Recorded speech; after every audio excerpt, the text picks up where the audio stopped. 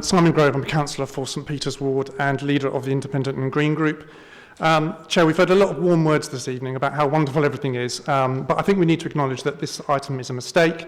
It's a mistake to have been brought to this committee, and we need to chuck it out. One of my major concerns about this closure, on top of all the great things that we've heard from residents, you can see the strength of opinion here. My concern is that the council's gone about it without adequate transparency or consensus building, which are amongst the Nolan principles of good governance, as I'm sure we all know. There are no details, no background papers, no options, no pre-meetings, no statement on the implications for community, vulnerable groups or health and well-being. There's just a single line, as Ed says in the budget, which, along with the golf course closure, saved £37,000. That's the same amount this council spends on bus stops. I'm also concerned by the way that the Chair has this evening ruled out any financial support without any discussion of what support might look like. It might be a relatively small amount. It might be a really good investment. This idea should be discussed either tonight or at another meeting. These budget proposals before us tonight are a list of items that can be discussed and can be amended, with a bit reduced here, a bit increased there if necessary. There should be options in this report. I don't know what the total is that we're supposed to be adding up to, but we should be able to choose between options. That's the job of this committee, that we can choose between. It shouldn't just be a list of cuts that gets rubber stamped this evening. And as mentioned, budget proposals also are subject to the Policy Committee's view, and indeed to signing off by full council. As I sit on both those bodies, I shall certainly be looking for some robust debate there.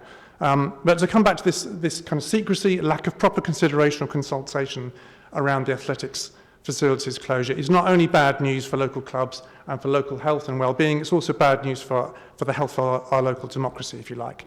I do worry that this seems to be an increasingly common feature of this council, as it often is in councils around the country that have a single ruling party with a very large majority, unfortunately. In some cases, the problem goes beyond secrecy to downright fallacy. For example, the public consultation on parking strategy that's also before us tonight asks for views on introducing a £1 charge at Westminster Lodge car park, another issue that vexes users of the athletics track. The consultation document said this £1 charge would, quote, provide a significant increase in income which could be used to support the upkeep of parks and local sports facilities. It's just not true. Clearly ridiculous. And as we've already heard, there is untrue information to answers in public questions as well. A couple of speakers have mentioned that. The runners have done all the running on this, I've written down there. No need for jakes. The residents and user groups have been careful to acknowledge this evening and in their emails to this committee that times are hard, budgets are squeezed, we have to make difficult decisions. Okay, we all know that. That's not a Lib Dem issue, that's a nationwide issue.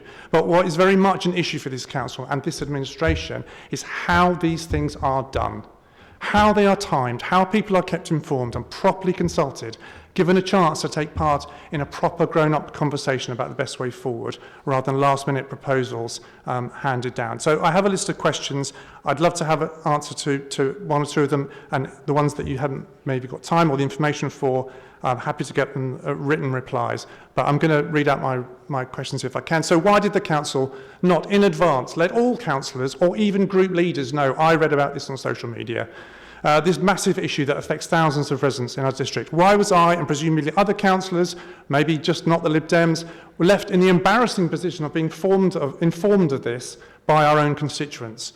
Why does the council statement describe how the athletics track users will continue to use the facility without having asked those users first what they think might be possible? Why were those user groups summoned to an urgent meeting to be handed this news with almost no notice? And why were those user groups not invited to this meeting, or indeed a pre-meeting, but instead had to find out about it for themselves and had to submit questions? It's just rude.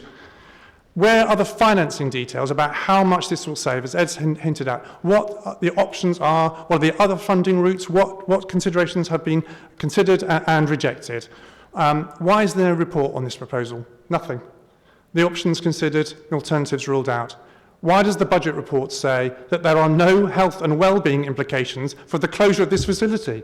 Extraordinary. How can that possibly be justified? So finally, I ask this committee, do what you're here to do, amend this budget, take that line out, find the savings somewhere else, ask for options, alternatives from your officers. Look carefully and see if you can't find that required saving elsewhere. Thank you.